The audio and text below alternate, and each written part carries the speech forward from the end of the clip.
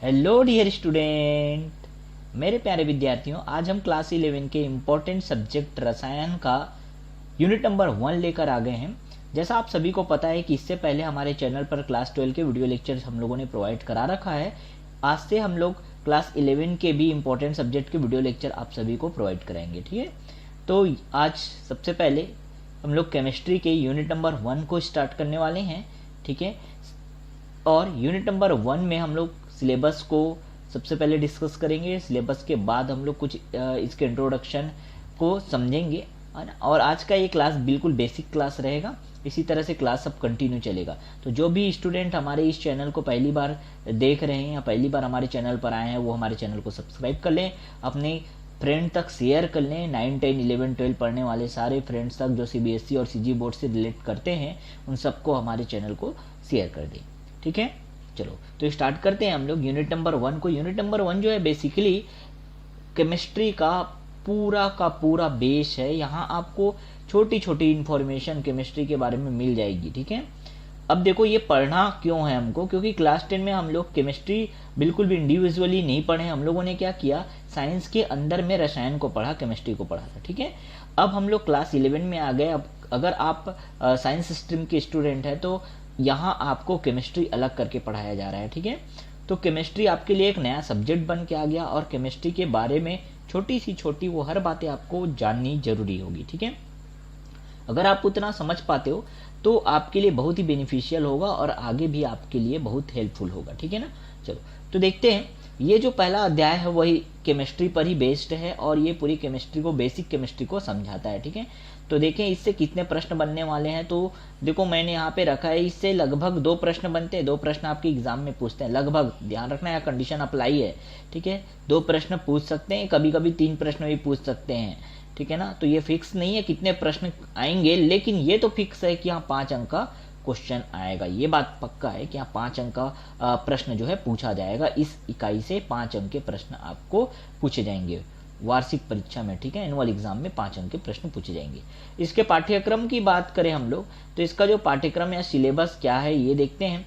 तो सबसे पहले आपको सामान्य परिचय दिया गया है। रसायन का महत्व और क्षेत्र क्या है, द्रव की प्रकृति समझनी है, रासायनिक संयोग के नियम, डाल्टन का परमाणु सिद्धांत, तत्व, परमाणु और अणु की अवधारणा कहाँ से आई।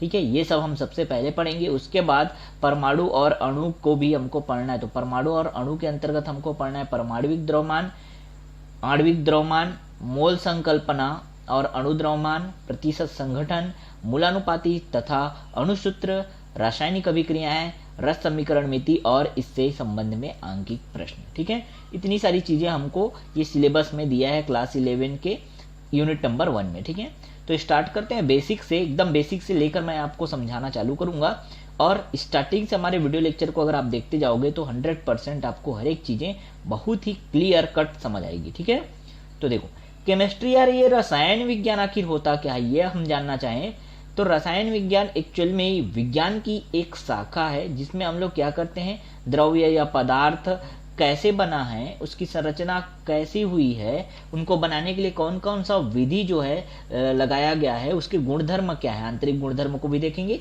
ठीक है, और उसको उपयोग कहाँ कहाँ करेंगे, वो सारी चीजें हम लोग रसायन विज्ञान के अंदर समझते हैं। तो रसायन विज्ञान को बेसिकली हम लोग इस तरह से परिभाषित कर सकते हैं कि रसायन विज्ञान विज्ञान की वह शाखा है जिसमें हम विभिन्न प्रकार के द्रव्यों की संरचना, उनको बनाने की विधियां, गुणधर्मों और उपयोगों का अध्ययन करते हैं। ठीक है, एक उदाहरण लेके अगर मैं बताऊं तो उदाहरण के रूप में मैंने रखा क्या, H2O जल।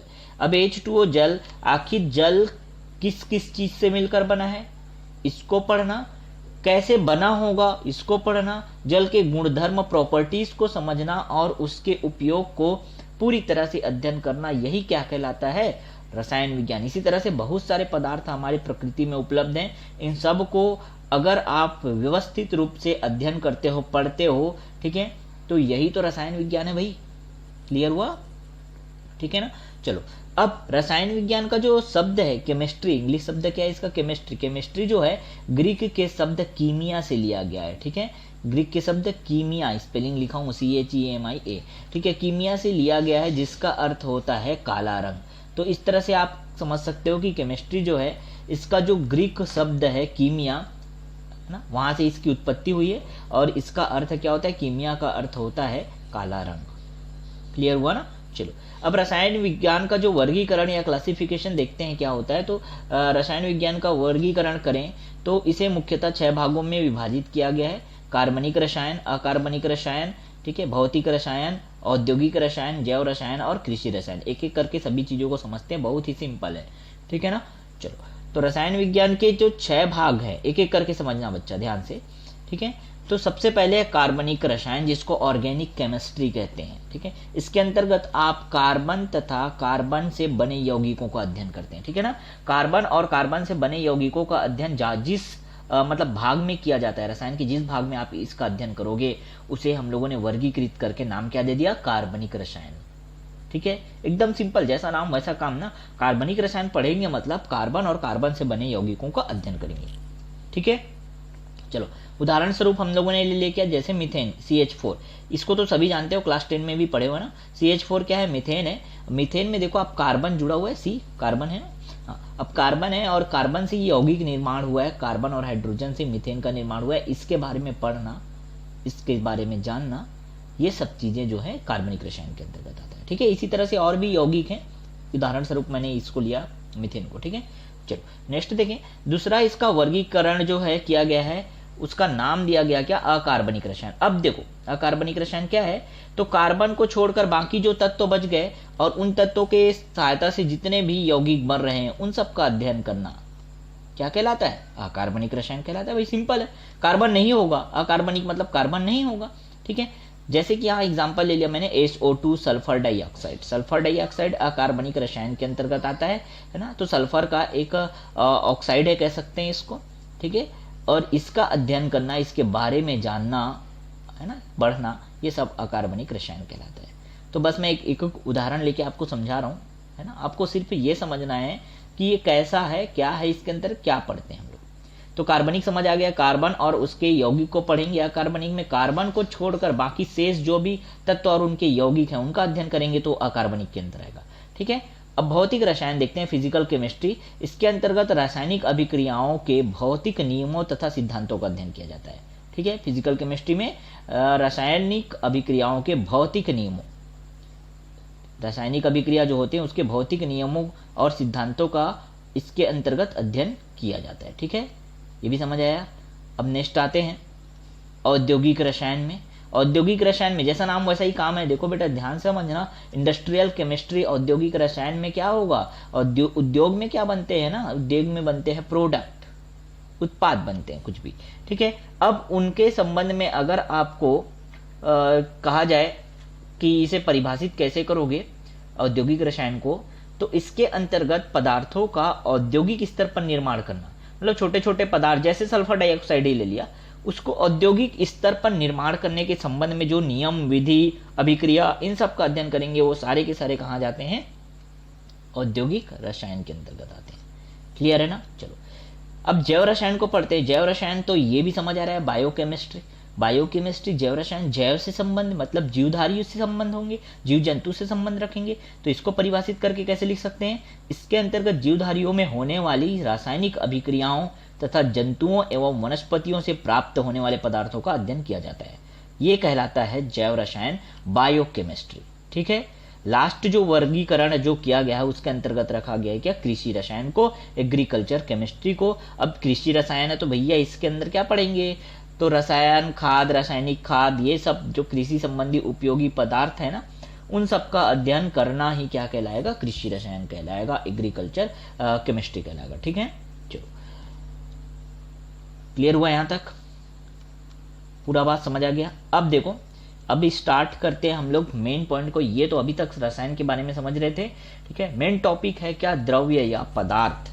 सबसे पहले यदि आप रसायन पढ़ना चाहते हो तो द्रव्य या पदार्थ जो है, मैटर होता क्या है, ये जानना बहुत जरूरी है, ठीक है। तो आप लोगों ने पहले भी पढ़ रखा होगा द्रव्य या पदार्थ क्या होता है। तो द्रव्य या पदार्थ वो वस्तुएं होती है जो कुछ अपना स्थान घेरती है और उनका खुद का कुछ द्रव्यमान होता है। तो इसे परिभाषित कैसे कर सकते हैं, ध्यान से समझना। वह सभी वस्तुएं पदार्थ या द्रव्य कहलाएंगी जो कुछ स्थान घेरती हो, ठीक है, मतलब जिनका खुद का क्या हो, वॉल्यूम हो, कुछ स्थान घेरी मतलब उनका वॉल्यूम हो, और उसका कुछ द्रव्यमान हो, मतलब क्या हो, मास हो। तो सीधी सी बात कह सकते हैं ऐसे वस्तु जिसमें वॉल्यूम और मास होता है ना, वो सारी की सारी वस्तु क्या कहलाते हैं, पदार्थ कहलाते हैं। अब जैसे चाहे पेन ले लो, चलो पेन, कॉपी, पानी, वायु, कुछ भी ले लो, ये सारे के सारे क्या हैं, पदार्थ हैं, द्रव्य हैं। ठीक है, जैसे एक पेन ले लिया या समझ लो एक डस्टर ले लिया हम लोगों ने, भाई डस्टर, ये डस्टर है। ठीक है, अब ये डस्टर को हम लोगों ने क्या किया, एक जमीन पे रख दिया तो डस्टर खुद अपना एक स्थान घेर लिया। देखो ये स्थान घेर लिया क्या, ठीक है, और इसका वजन भी है कुछ, आप उठाओगे तो डस्टर थोड़ा ना थोड़ा वजन तो लगेगा ना भाई, है ना।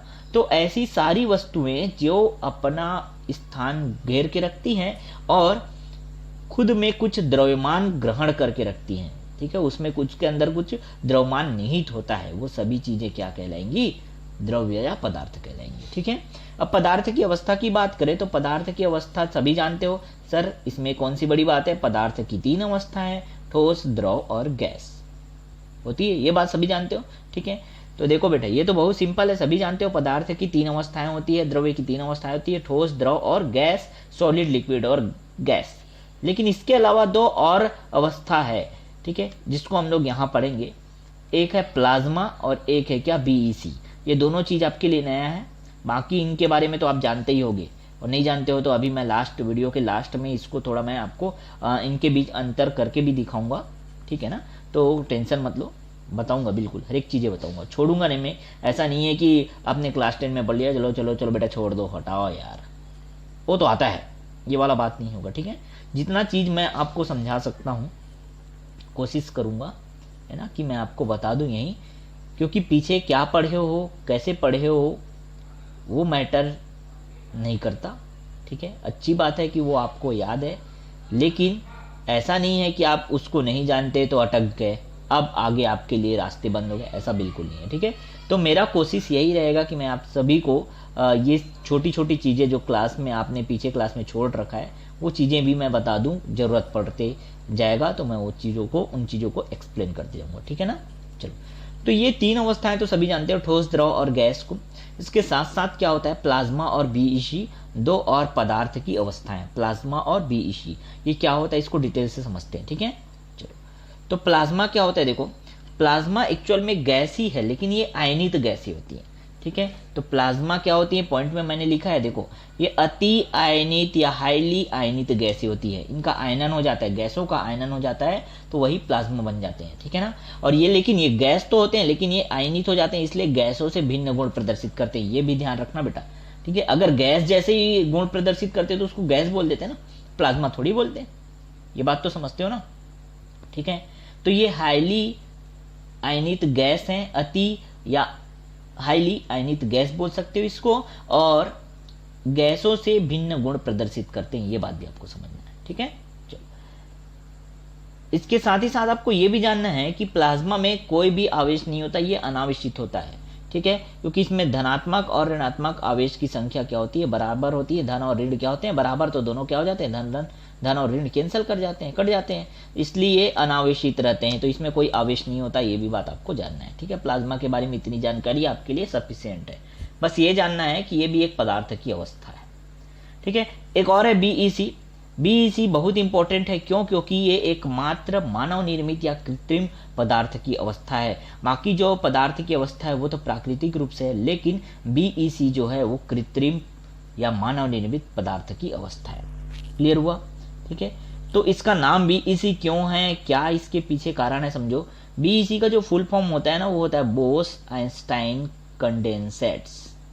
ठीक है, दो महान वैज्ञानिक सत्येंद्रनाथ बोस और अल्बर्ट आइंस्टीन ने इस पदार्थ को निर्मित किया था। कृत्रिम रूप से बनाया गया पदार्थ है ये। ठीक है, कृत्रिम रूप से मानव निर्मित पदार्थ है, याद रखना, बीईसी, इसलिए इन दोनों के नाम पे इसका नाम रख दिया BEC, that is Bose Einstein condensates. ठीक है, याद रहेगा ना बेटा। ठीक है, बीईसी का फुल फॉर्म भी आप याद रखोगे, और ये बीईसी एक पदार्थ की अवस्था है जो कृत्रिम पदार्थ की अवस्था है, ये भी याद रखोगे। ठीक है, चलो, अब एक क्वेश्चन मैंने आपके लिए डाल दिया, देखो क्वेश्चन भी आपको बीच बीच में ऐसे कराते रहूंगा मैं, क्वेश्चन है ना। तो ये क्वेश्चन है, देखो, पदार्थ की एक अवस्था को दूसरी अवस्था में हम बदल सकते हैं या नहीं। मेरा ये सिंपल सा पूछना है कि भाई आपके पास ठोस है, आपके पास द्रव है, आपके पास गैस है, ठीक है, तीन ही पदार्थ की अवस्था को लेते हैं। तो मैं आपसे पूछ रहा हूं कि अगर मेरे पास कोई चीज ठोस है तो क्या मैं उसको गैस में बदल सकता हूं, क्या मैं उसे द्रव में बदल सकता हूं? ठीक है, और अगर बदल सकते हैं तो कैसे? मेरा बस यही पूछना है। आपका जवाब क्या होगा? हाँ सर, बिल्कुल बदल सकते हैं। कैसे बदल सकते हैं? सिंपल सा उदाहरण, सर हम लोगों ने क्या किया, अपने घर के फ्रिज में बर्फ जमा दिया, तो जो पानी था, पहले पानी कैसा था, द्रव अवस्था में था, उसको बर्फ जमा के हमने क्या कर दिया हमने उसको ठोस में बना दिया। अब आप बोलोगे सर हमने तो अवस्था बदल दिया। बिल्कुल सही, बिल्कुल सही, आपने सही बोला। ठीक है, तो आप क्या कहोगे, इसका आंसर क्या होगा? हाँ सर, बिल्कुल पदार्थ की एक अवस्था को दूसरी अवस्था में आप बदल सकते हो, परिवर्तित कर सकते हो। ठीक है, लेकिन कैसे बोला मैंने, कैसे? तो याद रखना, आपने क्या किया था, उस पानी को फ्रीज में डाल दिया तो बर्फ बन गया। अब पानी को फ्रीज में डाला तो फ्रीज क्या काम किया, उस पानी में से उष्मा को ले लिया, उष्मा लिया। ठीक है, उष्मा ऊर्जा को लिया, तो जो पानी के पास उष्मा ऊर्जा थी उसको जब फ्रीज ले लेता है तो पानी में क्या हो गया, पानी का टेम्परेचर कम हो गया, तापमान कम हो गया, जिससे वो बर्फ में कन्वर्ट हो गया, बर्फ में बदल गया। सिंपल है। इसी प्रकार इसका उल्टा जस्ट काम कर सकते हो आप। ठीक है, कि बर्फ को निकाल लो और बर्फ को धूप में डाल दो, उष्मा दे दो, तो वो बर्फ जो ठोस था वो क्या हो जाएगा, जैसे ही उसको उष्मा मिलेगी वो द्रव में परिवर्तित हो जाएगा। इसका मतलब आप ये समझ गए कि हाँ सर, हम पदार्थ की एक अवस्था को दूसरी अवस्था में बदल सकते हैं। वो भी कैसे बदल सकते हैं? तो उष्मा ऊर्जा के आदान प्रदान से। जरूरत पड़ेगा तो उससे उष्मा ले लेंगे और जरूरत पड़ा तो उसको उष्मा दे देंगे। ठीक है, जैसे यहाँ पे मैंने उदाहरण लिखा वही उदाहरण है। तीनों तो जल हैं। ठीक है, जल हैं, जल के ही रूप हैं, गैस में भी, द्रव में भी और ठोस में भी होते हैं। जल जो है जब वाष्प बन जाता है तो गैस, जल जो है ना, द्रव अवस्था में रहता है, लिक्विड में, और जल जो है अगर बर्फ रहता है तो ठोस में भी रहता है। ठीक है, तो देखो इसको समझते हैं। अगर आप जल से, या गैस में से अगर आप उष्मा ले लेते हो, गैस में से उष्मा ले लोगे तो वो द्रव में बदल जाएगा, और द्रव में से आप उष्मा ले लोगे तो वो ठोस में बदल जाएगा। इसका जस्ट उल्टा, ठोस में से यदि, या ठोस को आप उष्मा दे दोगे तो वो द्रव में बदल जाएगा, और द्रव को उष्मा दे दोगे तो वो गैस में बदल जाएगा। ये बात समझ गए? ठीक है, तो उष्मा के आदान प्रदान से आप पदार्थ की एक अवस्था को दूसरी अवस्था में बदल सकते हो। ये बात समझ आ गया ना? ठीक, अब देखो, जैसा मैंने कहा था आपको कि ठोस, द्रव और गैस में आपको समझाऊंगा, तो ठोस, द्रव और गैस तीनों में अंतर लेके आ गया हूं। वैसे जानते सभी लोग हो इसको, है ना, बहुत छोटा सा चीज है, लेकिन इसको एक बार फिर से रिपीट कर लेते हैं, हम लोग रिवीजन कर लेते हैं। ठोस, द्रव और गैस में क्या क्या अंतर होता है वो समझते हैं। ठीक है, कॉलम दिख रहा है क्या सभी को? कॉलम, 3 कॉलम बना दिया मैंने, ठोस, द्रव, गैस। इसके साथ साथ मैंने एक और कॉलम बनाया गुण का, है ना। अब देखो, गुण के आधार पर मैं इनमें अंतर बताऊंगा। ठीक है, अब इनमें अंतर क्या क्या होगा? जैसे गुण पहला क्या है? आकार। तो ठोस का आकार निश्चित होता है, द्रव का आकार भी अनिश्चित होता है, और गैस का भी आकार भी क्या होता है? अनिश्चित होता है। ठीक है, तो ये बात समझ आ गया। ठोस का आकार निश्चित, लेकिन द्रव का क्या होगा? द्रव और गैस का अनिश्चित होता है। जैसे आप द्रव को बाल्टी में डाल दिए, जिस तरह के बाल्टी में डाल दोगे, जिस तरह के बॉटल में डाल दोगे, उसी रूप में बदल जाता है ना। तो इसलिए कह सकते हैं कि द्रव की जो आकार है वो क्या होगा? अनिश्चित होगा। ठीक है, अब आयतन की बात करें तो आयतन देखो भाई, ठोस का निश्चित होता है, आयतन बिल्कुल फिक्स रहता है। वॉल्यूम जो है क्या होता है? ठोस का निश्चित रहता है। द्रव का भी निश्चित रहता है, लेकिन गैस का अनिश्चित रहता है। ठीक है, समझ आ रहा है? अब रिक्त स्थान की बात करें। रिक्त स्थान मतलब, अगर आपके पास ठोस है तो ठोस के मध्य जो ठोस है, देखो ये मैं चित्र बना रहा हूँ, ठोस है। अब ठोस में क्या है? बहुत सारे कण है, छोटे छोटे, इसी से तो ठोस बना है। तो ठोस है इसलिए इसके जो कण है, अवयवी कण है, उनके बीच बहुत कम जगह छूटा रहता है, इसलिए तो एकदम ठोस रहता है, ठसाठस भरा होता है वो। ठीक है, समझ रहे हो? इसलिए क्या होता है, उनके बीच जो है रिक्त स्थान बहुत ही कम होता है ना। लेकिन जब हम द्रव और गैस की बात करते हैं तो ठोस की अपेक्षा जो है द्रव में रिक्त स्थान ज्यादा होता है, और गैस में तो सबसे ज्यादा होता है रिक्त स्थान जो है, इधर उधर फैले रहते हैं उसके अणु जो है एकदम दूर दूर दूर दूर, है ना। तो रिक्त स्थान बहुत हो जाता है उनके बीच में। क्लियर हो गया? चलो, ये बात समझ आ गया। घनत्व की बात करें तो घनत्व जो है अधिक होता है किसका? ठोस का, क्योंकि वो अच्छे से भरा होता है एकदम, उसमें अवयवी कण जो है बहुत अच्छे से ठोस में भरे होते हैं, ठसाठस भरे होते हैं, एकदम ठूस ठूस के जैसे भर दिया रहता है ना, वैसे भरे होते हैं, इसलिए इसका घनत्व सबसे अधिक होता है। और द्रव का घनत्व जो है ठोसों से कम होता है, और गैस का घनत्व जो है सबसे कम होता है। ठीक है, बहने का गुण का बात करें तो बहने का गुण जो है ठोस में नहीं पाया जाता, लेकिन द्रव और गैस में पाया जाता है बहने का गुण। ठीक है। क्वथनांक की बात करें तो सबसे अधिक क्वथनांक होता है, मतलब ठोस को अगर आपको पिघलाना है या उबालना है, कह सकते हैं उबालना है, तो क्या होगा, आपको सबसे ज्यादा ऊष्मा देनी पड़ेगी। जबकि द्रव को अगर उबालना है तो उससे कम ऊष्मा दोगे तो भी चल जाएगा। और अगर गैस को उबालना है या गैस के क्वथनांक की बात करेंगे तो सबसे कम ऊष्मा चाहिए होगा उसको, ठीक है। अब ऊष्मा का प्रभाव देखें तो गर्म करने पर ठोस जो है फैल जाता है, ठीक है। रेलगाड़ी जो रहता है पटरी में चलता है, ये क्वेश्चन तो सभी लोगों ने पढ़ा होगा, ठीक है। तो गर्मी के समय में पटरी क्या हो जाता है, फैल जाता है, बढ़ जाती है उसकी लंबाई, इसलिए दो पटरी को जोड़ते समय गैप रखते हैं। ये प्रश्न सभी ने पढ़ा है ना। तो ये क्या होता है, ठोस जो है गर्म जैसे ही होगा, गर्म होगा तो क्या होगा, वो फैलता है। द्रव जो है क्या होता है, गर्म होता है या ऊष्मा मिलती तो उबलता है, लेकिन गैस जो है अगर उसको ऊष्मा मिल गई तो बहुत तेजी से फैलता है, बहुत ही स्पीड से फैलता है, ठीक है। चलो, इसके उदाहरण सभी लोगों को पता है ना, तो उदाहरण भी रख दिया हमने। बर्फ, पत्थर, धातु ये ठोस का उदाहरण है। जल, दूध, शहद ये द्रव के उदाहरण है। और वायु, ऑक्सीजन, नाइट्रोजन, है ना, और अन्य जो गैस हैं वो सारे क्या हैं, गैस के उदाहरण है, ठीक है। तो इतना ही आज हम लोग फर्स्ट लेक्चर में करते हैं। उम्मीद करता हूँ सभी को ये छोटी छोटी चीजें समझ आई होंगी, है ना। ये आप क्या काम करोगे, सुनो थोड़ा, अगर आप सीरियस हो पढ़ने के लिए, है ना, मेरे लेक्चर को आप कंटिन्यू देखना चाहते हो, ठीक, तो आप एक काम करो, एक नोटबुक बना लो, वो रफ कॉपी में बनाओ चाहे कैसे भी कॉपी में बनाओ, है ना। उसमें क्या है, मेंटेन करते चलोगे ना, तो आपके पास बुक रहे ना रहे कोई जरूरत नहीं है, आप इतना पढ़ के सफिशियंट हर चीज़ों को समझ सकते हो। क्लियर है। यहाँ मैं क्वेश्चन के साथ साथ हर एक चीज़ें आपको बताते जाऊंगा, बीच में जो रिक्वायरमेंट रहेगी वो सारी चीज़ें मैं आपको बोलते जाऊंगा, बताते जाऊंगा, ठीक है ना। तो देखो बेटा, सबसे पहली बात तो यही करना है कि आप एक कॉपी मेंटेन कर लो, अपना नोटबुक मेंटेन करोगे तो क्या है, आपके पास लिखा हुआ चीज़ रहेगा और जो मैं समझाया हूँ वो भी रहेगा, तो आप अच्छे से उन चीज़ों को समझ सकते हो, ठीक है ना। एक काम और करना है कि हमारे चैनल को जिन्होंने सब्सक्राइब नहीं किया है, ठीक है, वो सब्सक्राइब जरूर कर लेना। हमारा चैनल का नाम है शिक्षा संगवारी, आप यूट्यूब में शिक्षा संगवारी लिखोगे तो भी आ जाएगा, ठीक है। तो सब्सक्राइब करना है आपको हमारे चैनल को, और अपने सारे फ्रेंड तक जो सीजी बोर्ड वाले हैं, है ना, या सीबीएसई हिंदी इंग्लिश मीडियम में पढ़ते हैं, उनको पूरे लोगों को हमारे चैनल को आप शेयर करोगे, ठीक है। इससे आपको कोई भी खर्चा नहीं होने वाला है, लेकिन जो मैं मेहनत कर रहा हूँ वो सारे बच्चों तक पहुंच जाएगा, तो मुझे भी खुशी होगी और मैं भी और अच्छे से मेहनत कर पाऊंगा, आप लोगों के लिए और ज़्यादा से ज़्यादा वीडियो लेक्चर लाऊंगा, ठीक है। चलो, तो मिलते हैं नेक्स्ट वीडियो लेक्चर में। इतनी बातें समझ आ गई होगी, आज के लिए इतना ही करते हैं, ठीक है। नेक्स्ट वीडियो लेक्चर में हम लोग केमिस्ट्री का जो है इसके आगे का हम लोग सिलेबस कवर करते हुए पढ़ेंगे, और इसके साथ ही साथ मैं फिजिक्स के भी वीडियो लेक्चर आपको प्रोवाइड करूंगा, ठीक है। और एक बात, मैथ्स भी मैं पढ़ाता हूँ, तो फिजिक्स, केमिस्ट्री और मैथ्स के वीडियो लेक्चर आपको बहुत ही बेहतरीन तरीके से, ठीक है, आपको मिलेंगे यहाँ।